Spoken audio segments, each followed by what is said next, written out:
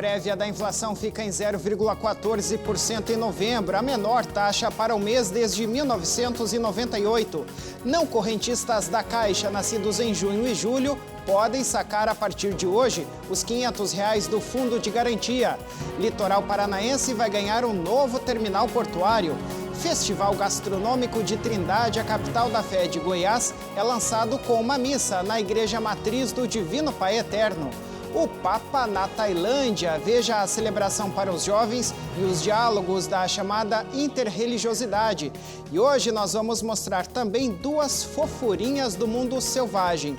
Uma onça pintada resgatada no sul do Brasil e um filhote de leão que empolgou o seu papai quando viu o filhote pela primeira vez. O JBN de hoje está no ar.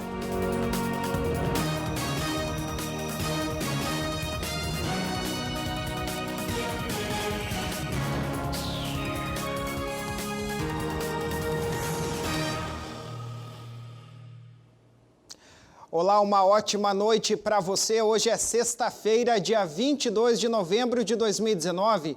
Muito obrigado a você que nos acompanha de norte a sul do país. O Índice Nacional de Preços ao Consumidor Amplo, o IPCA 15, que é uma prévia da inflação oficial do país, ficou em 0,14% em novembro e mostrou uma aceleração em relação à taxa de 0,9% registrada em outubro. O dado foi divulgado hoje pelo Instituto Brasileiro de Geografia e Estatística, o IBGE. Segundo o Instituto, trata-se do menor resultado para o mês de novembro desde 1998, quando a taxa foi de menos 0,11%. No ano, o IPCA 15 já acumula uma alta de 2,83% e em 12 meses de 2,67%, abaixo dos 2,72% registrados nos 12 meses imediatamente anteriores. A carne é o destaque desta alta. O produto subiu 3,08% e contribuiu com 0,8 ponto percentual no IPCA 15 de novembro. Com o ritmo de recuperação ainda lento da economia e demanda fraca, a inflação segue comportada e abaixo da meta. A meta central, inclusive, de inflação deste ano é de 4,25% e o intervalo de tolerância varia de 2,75% a 5,75%. Para alcançá-la, o Banco Central eleva ou reduz a taxa básica de juros da economia, a Selic, que está atualmente em 5% ao ano, a menor da série histórica do banco, que começou a medi-la em 1986. Com este cenário, o mercado espera uma inflação de 3,31% este ano, segundo a última pesquisa Focus do Banco Central. Para o ano que vem, a projeção dos analistas é de uma inflação de 3,60%. No próximo ano, a meta central de inflação é de 4%. E terá sido oficialmente cumprida se o IPCA oscilar entre 2,5% e 5,5%. O mercado segue prevendo mais corte nos juros, com a Selic encerrando 2019 em 4,5% ao ano. Para o fim do ano que vem, a projeção passou de 4,5% para 4,25% ao ano, de modo que o mercado passou a estimar corte nos juros também no ano que vem. A Caixa Econômica Federal liberou hoje os saques de até R$ 500 do Fundo de Garantia do Tempo de Serviço, o FGTS, para não correntistas do banco, nascidos em junho e julho. Trata-se do quarto lote de um total de 7, que pagarão aí o total de cerca de 25 bilhões de reais para 62,5 milhões de trabalhadores. Nesta etapa, cerca de 8,7 milhões de pessoas poderão sacar os valores com a liberação de aproximadamente 3 bilhões e 300 milhões de reais. No total, incluindo os correntistas da Caixa, a liberação dos saques do FGTS abrange 96,5 milhões de brasileiros com 39,8 bilhões de reais nas contas vinculadas. Os saques de até R$ 500 do FGTS começaram em setembro para os correntistas da Caixa que tiveram o crédito automático em conta. Desde o começo dos saques, a Caixa informou que até novembro foram atendidos cerca de 44 milhões de trabalhadores que receberam 18 bilhões e 900 milhões de reais do saque imediato do FGTS. Cerca de 46% dos 96 milhões de contemplados já sacaram aproximadamente 47% dos 40 bilhões de reais previstos para a ação. A Caixa decidiu antecipar o calendário de saques para não correntistas. Com essa mudança, todos poderão fazer os saques ainda este ano. O calendário anterior previa que trabalhadores nascidos de julho a dezembro só fariam os saques no ano que vem. A Caixa justificou a mudança devido ao grande número de operações já realizadas por meios digitais, o que acabou desafogando o atendimento que era esperado nas agências. O calendário de saque para quem não é correntista segue da seguinte forma: os aniversariantes em agosto têm o saque liberado a partir do dia 29 deste mês. Para quem faz aniversário em setembro ou outubro, o saque estará liberado a partir do dia 6 de dezembro. E para os aniversariantes em novembro e dezembro, a partir do dia 18 do próximo mês. Apesar da mudança no cronograma, a data limite para que o trabalhador faça o saque continua sendo 31 de março do ano que vem. Caso o saque não seja feito até esta data, os valores retornam para as contas do FGTS. Vale lembrar que o saque imediato de até R$ 500 não tem relação com o saque a aniversário, que só começa a ser pago em abril de 2020. Essa liberação abrange contas vinculadas do FGTS que ainda estão recebendo o depósito do empregador atual e também de empregos anteriores, as chamadas contas inativas. A caridade, a fé e a resistência de Santa Dulce dos Pobres foram as virtudes mais elogiadas durante uma sessão especial do Senado que homenageou a canonização da freira, conhecida como o Anjo Bom da Bahia. A sessão foi solicitada por um requerimento da senadora Cátia Abreu, do PDT do Tocantins. A homenagem foi nesta quinta-feira.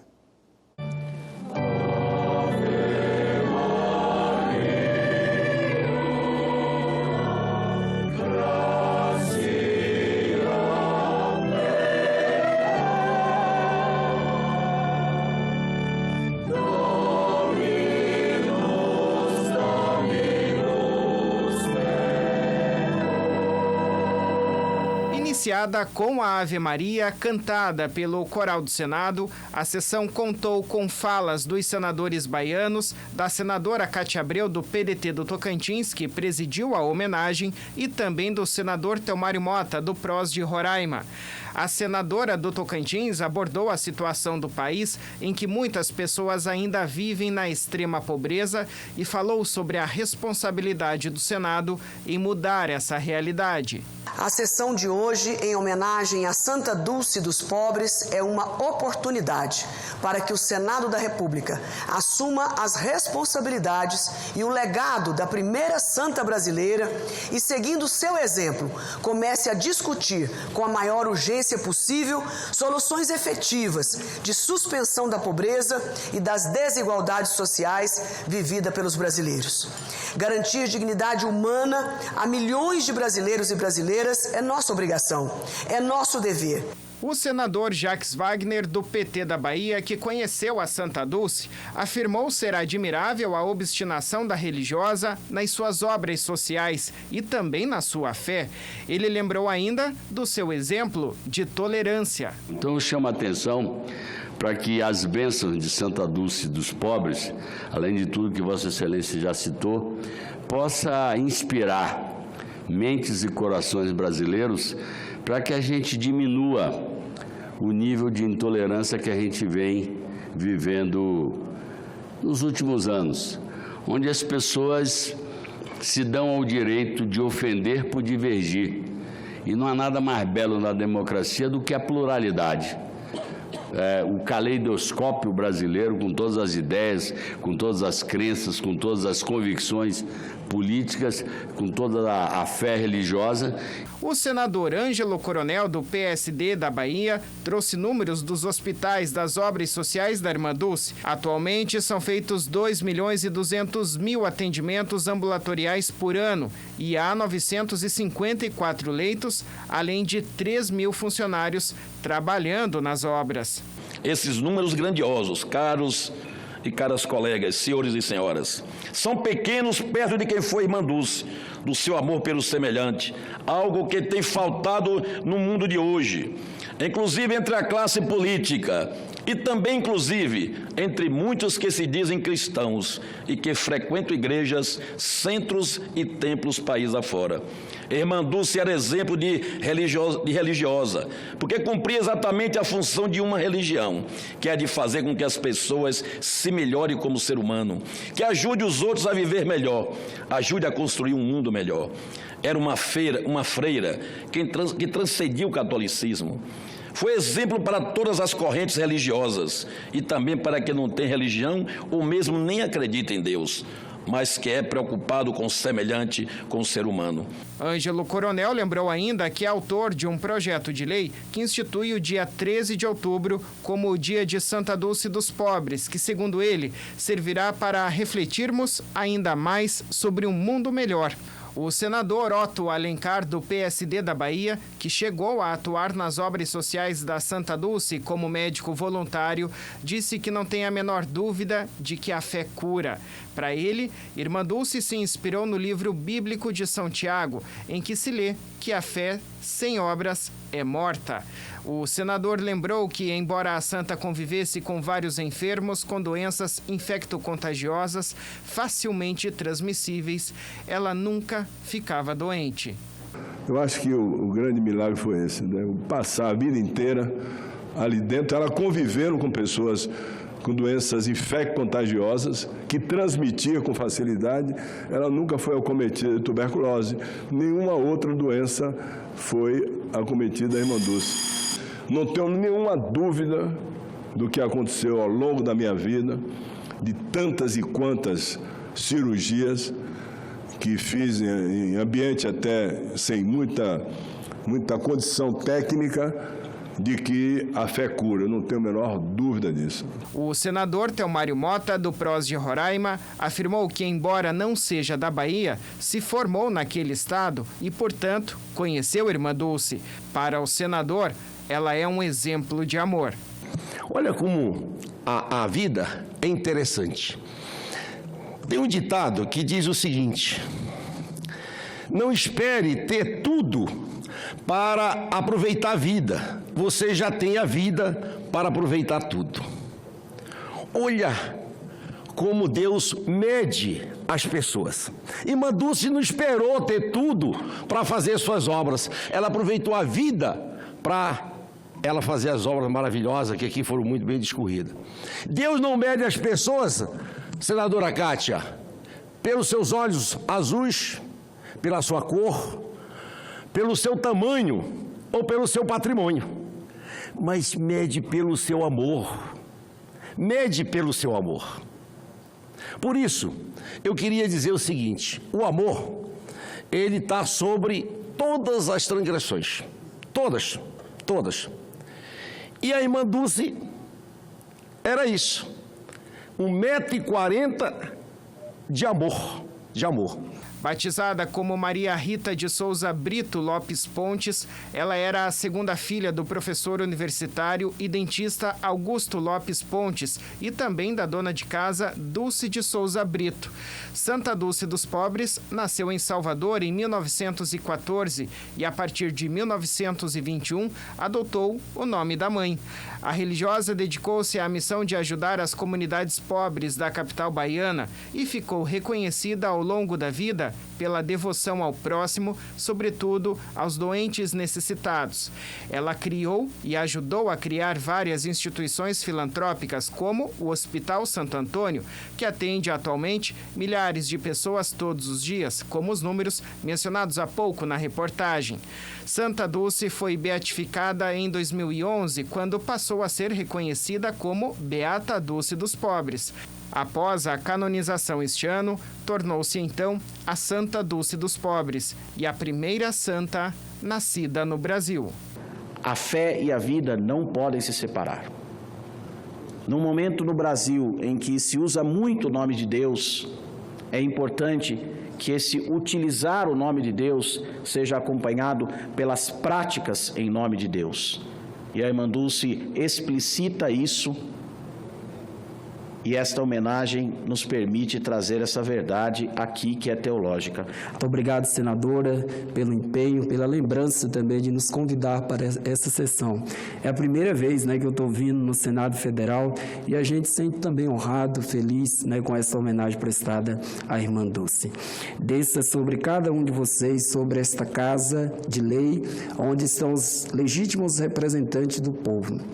É a mais alta casa de lei do Brasil, as mais preciosas e copiosas bênçãos do céu, por intercessão da nossa querida irmã Dulce, do Deus que é Pai, Filho e Espírito Santo. Amém. Obrigado.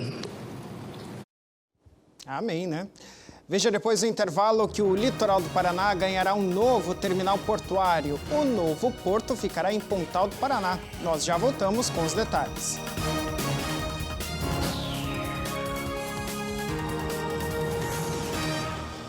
O amor do Pai Eterno está presente em todo lugar, e a missão da FIP é levar esta mensagem adiante. E tudo isso só é possível graças à nossa união. Reze conosco, ajude a fazer o bem. Faça parte desta família de amor.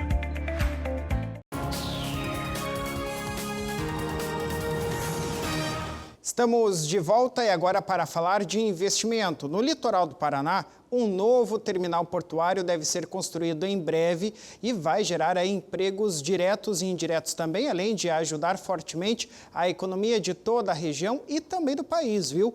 O porto será montado em Pontal do Paraná. O projeto para a construção do novo terminal está em fase final e as obras devem começar no primeiro trimestre agora de 2020. Paulista de origem, mas pontalense de coração. Seu Eugenir adotou Pontal do Paraná como terra natal. Na cidade da costa litorânea, o empresário está há 24 anos e toca um comércio. Ele emprega 20 pessoas. O movimento da panificadora não é mais o mesmo de antigamente.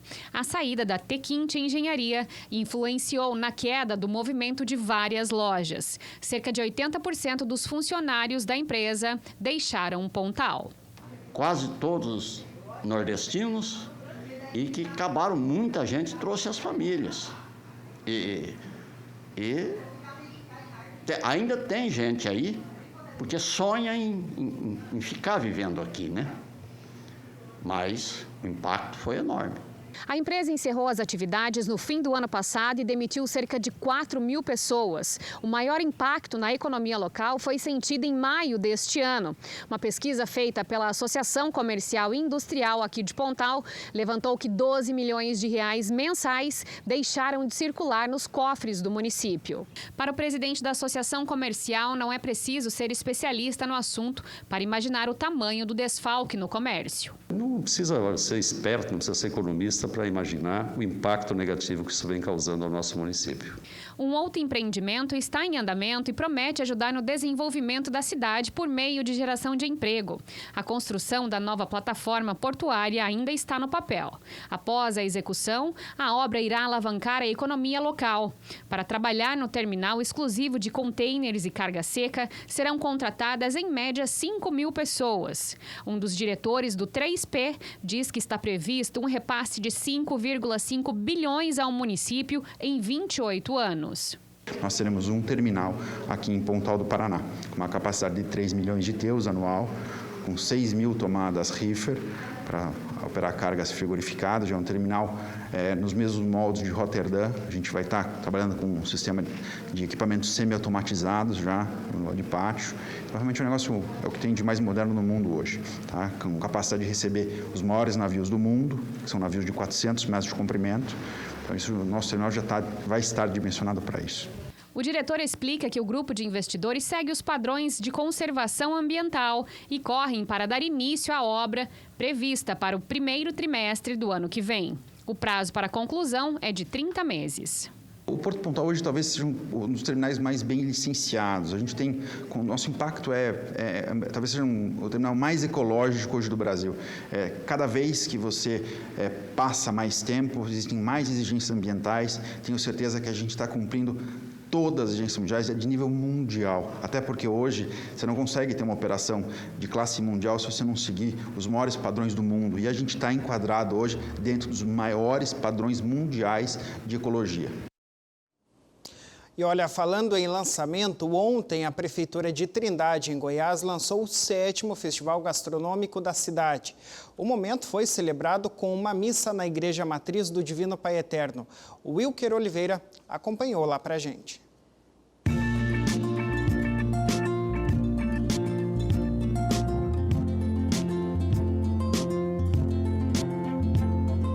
Descubra os sabores da nossa terra. Este é o tema do Festival Gastronômico de Trindade deste ano. A missa de lançamento do festival foi celebrada na Igreja Matriz do Divino Pai Eterno nesta quinta-feira. Várias autoridades estiveram presentes na celebração, entre elas o prefeito de Trindade, Jânio Darro.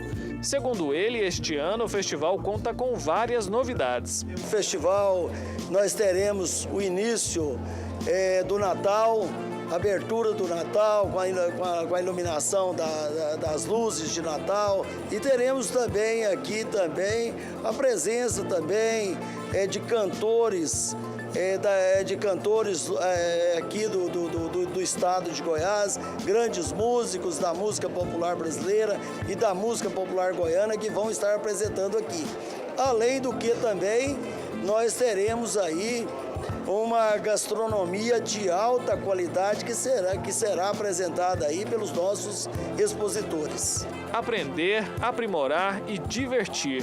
O Festival Gastronômico foi idealizado pela primeira-dama Dairdes Darro para promover a culinária local. Eu via, nas nossas cidades aqui do estado de Goiás acontecendo esses festivais e eu falei, por que não na nossa cidade, E aí fomos buscar parceiros, pessoas que pudessem nos ajudar, porque nunca tinha sido feito nenhum, e esse é o 7º, Entre os dias 28 e 30 de novembro serão 22 receitas apresentadas pelos expositores. São pratos doces e salgados, todos criados à base da mandioca.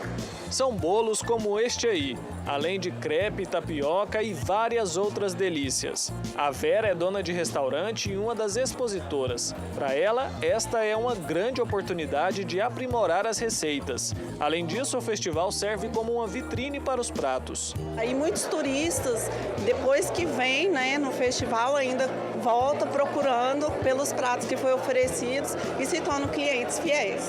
Os profissionais que vêm expor aqui recebem o apoio do Sebrae. A gente entendeu, sempre buscando o que é a necessidade daquele município, daquele festival e dos expositores.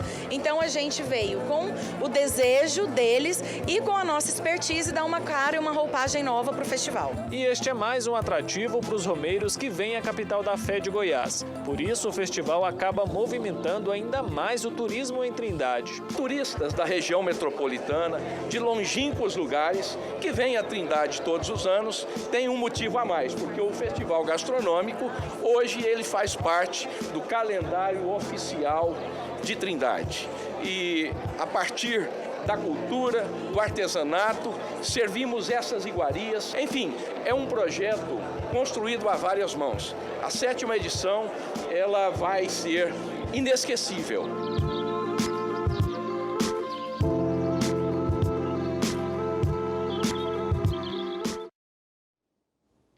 Que delícia, hein? Acho que eu vou ter que sair aqui do Sul e dar um pulinho lá em Trindade também para conferir. Olha, o evento terá início no dia 28 agora e segue com 22 variedades de pratos doces e salgados elaborados aí à base então de mandioca, como o Wilker contou pra gente. O primeiro dia do festival será marcado pela inauguração da iluminação de Natal da cidade. Quem estiver na capital da fé de Goiás poderá degustar pratos deliciosos em um ambiente agradável com o típico tempero goiano. O festival vai até o dia 30 de novembro e será realizado na Praça Constantino Xavier. Além, é claro, do festival, vá à Trindade para visitar o Santuário do Divino Pai Eterno. É claro, né? Depois do intervalo, veja como foi a sexta-feira do Papa Francisco na viagem à Ásia. Nós já voltamos com as informações.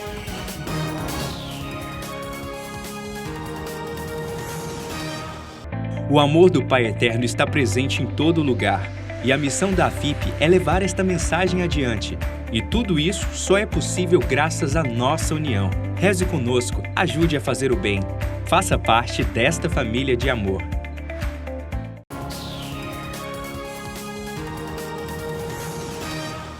Estamos de volta e agora você fica por dentro da programação do final de semana lá em Trindade, a capital da fé de Goiás. Olá para você, filho e filha do Pai Eterno, que acompanha a programação da TV das Bênçãos do Pai. A agenda deste fim de semana em Trindade está recheada de coisas boas. No sábado, às 10 da manhã, tem o Palavra do Pai com o padre Robson de Oliveira no Cine Teatro AFIP. Um momento de reflexão sobre os ensinamentos que Cristo nos deixou. Tudo é preparado para você e sua família se sentirem abraçados pelo Pai. Quem não puder vir, pode acompanhar tudo ao vivo aqui na tela da TV Pai Eterno. Quem vem à capital da fé de Goiás também pode acompanhar a programação das missas e novenas. Aos sábados, as celebrações são realizadas em 4 horários no Santuário Basílica. Pela manhã, às 7 e às 10 horas. No período da tarde, às 3 e às 5h30. Na Matriz, tem celebração às 7 e às 10 da manhã e também às 5 da tarde. Ainda no sábado, às 7h30 da noite, os fiéis podem acompanhar o encerramento da novena dedicada ao venerável Padre Pelágio. Lembrando que depois das celebrações, você pode participar de uma animada quermesse. No domingo, as celebrações no Santuário Basílica acontecem às 5h45, às 8 e às 10 da manhã, ao meio-dia e às 3 e 5h30 da tarde. Na Igreja Matriz, tem celebração às 6h30, às 8 e às 9h30 da manhã, às 6 horas da tarde e às 7h30 da noite. No domingo, você pode aproveitar para dar uma passadinha ali no Cine Teatro AFIP. Às 4 da tarde tem o filme O Bom Dinossauro. E às 7 da noite você pode acompanhar a apresentação do Balé Céu das Artes. Falei que era muita coisa boa, né? Por isso, se organize e venha para participar destes momentos de fé e adoração ao Pai Eterno. É isso, Wilker. Muito obrigado pelo convite, viu? Estendido aí para todo o país. Olha, no próximo domingo, a TV Pai Eterno exibe o filme que conta a história do Papa João XXIII. O santo mudou a história e tocou o coração de milhões de pessoas.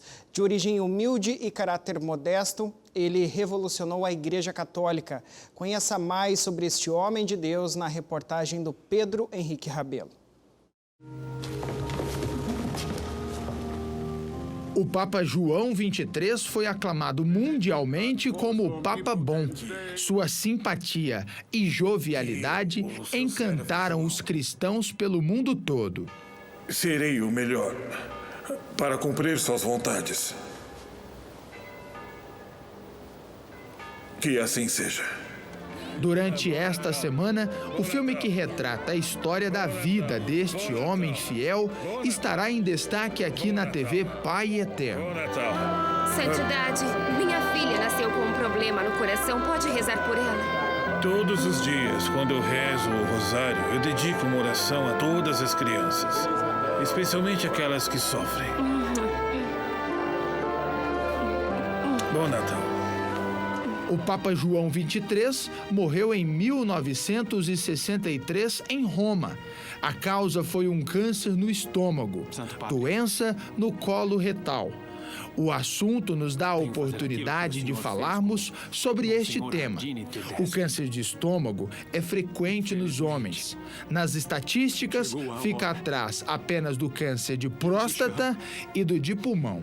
O câncer do aparelho digestivo, basicamente diferencia em dois, os mais comuns, que é o câncer do intestino grosso, que é o cólon reto, e o câncer de estômago, apesar de ter outras doenças do aparelho digestivo. Mas os mais incidentes são eles, os mais importantes, é onde a gente consegue, através da detecção precoce, da prevenção, da orientação, a gente diagnosticar numa fase mais inicial. De acordo com os dados do Instituto Nacional de Câncer, em 2019 teremos mais de 17 mil novos casos de câncer de estômago em homens e quase 19 mil em mulheres. O sintoma mais comum do paciente com câncer gástrico inicial é a dor em queimação, é a chamada dor na boca do estômago. Esses pacientes, geralmente, eles não dão uma atenção muito grande, muito forte com essa sintomatologia, porque podem tomar qualquer tipo de tratamento e amenizar essa sintomatologia. Mas esses sintomas tendem a ser mais frequentes, repetir mais vezes. E, além disso, a nossa população usa muito o etilismo, o tabagismo, coisas que associam ou pioram a sintomatologia, e, às vezes, o paciente pode chegar num sintoma mais avançado, aquela sensação de perder peso, as dores mais frequentes, o emagrecimento é muito importante, alguns podem apresentar sangramento, vômito com sangue, ou evacuar aquela borra preta de café, que é aquele sangue que fala sangue pisado. Só uma das formas de uma sintomatologia mais avançada. O Papa João XXIII morreu aos 81 anos. Na época, a realidade em que ele convivia era bem diferente à dos tempos atuais. Hoje, a medicina apresenta algumas boas opções para o tratamento de câncer de estômago. Vai desde um tratamento endoscópico, que é a ressecção do câncer através da endoscopia, com pessoas habilitadas que têm a formação para isso, até o tratamento cirúrgico também, que seria o tratamento Gold Standard.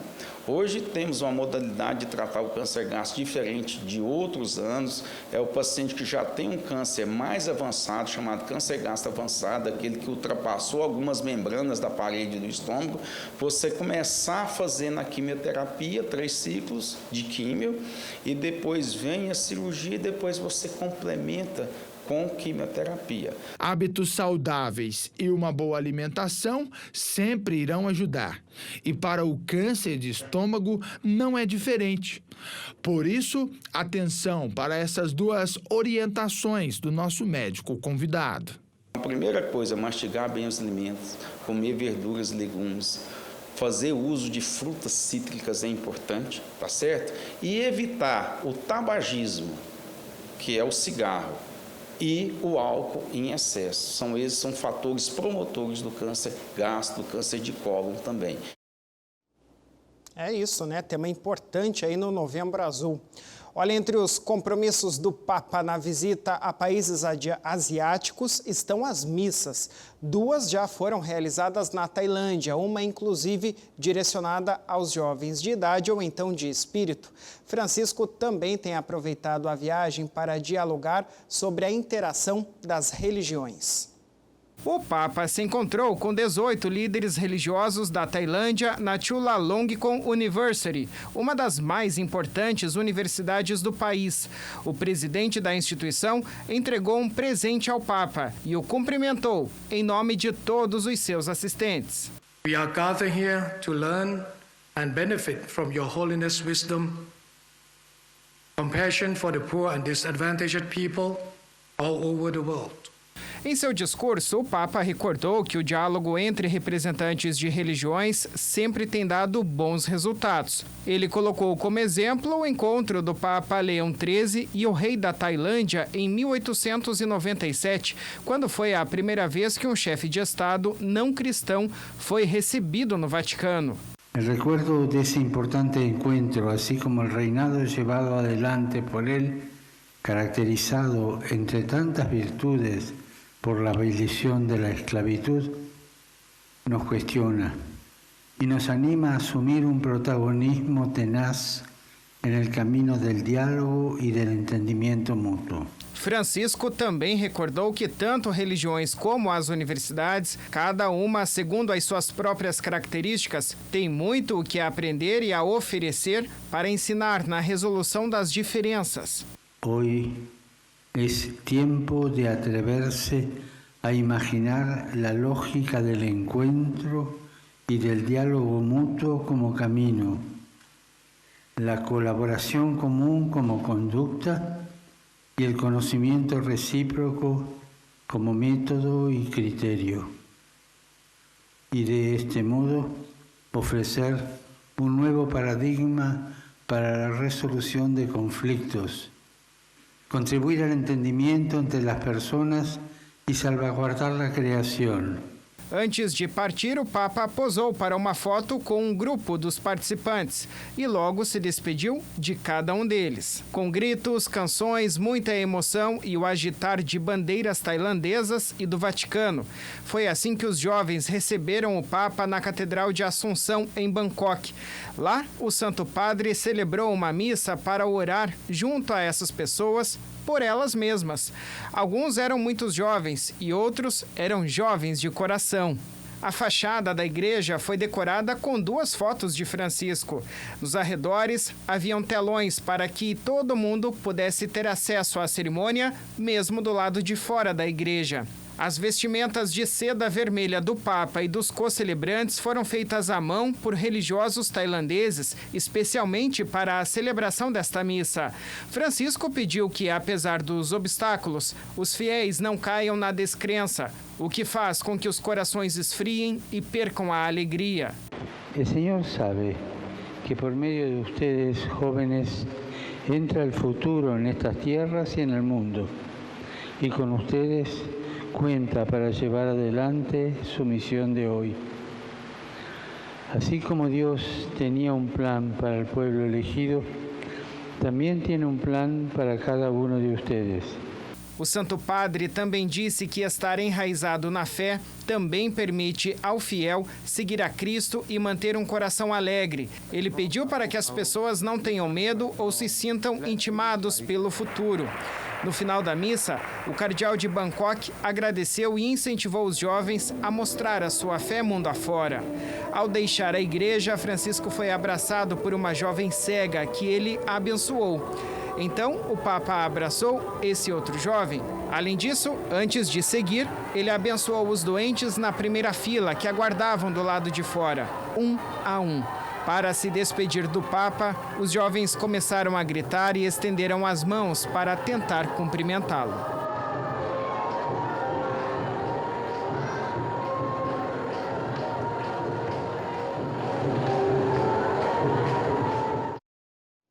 Depois da Tailândia, o Papa segue para o Japão. Uma onça pintada com menos de um mês de vida foi encontrada e resgatada na reserva extrativista Tapajós-Arajapiuns, no município de Aveiro, no oeste do Paraná. Ela foi levada para o Acre, onde está sendo tratada em um grande centro para felinos. O animal foi resgatado durante um evento de caça por moradores da comunidade Cametá. O animal está sob a responsabilidade de um servidor do Instituto há mais de 15 dias, enquanto aguarda o processo de transporte para o centro, no Acre. Neste local, que é uma espécie de zoológico, a onça será atendida e, dependendo da evolução, pode até ser reintroduzida no habitat natural.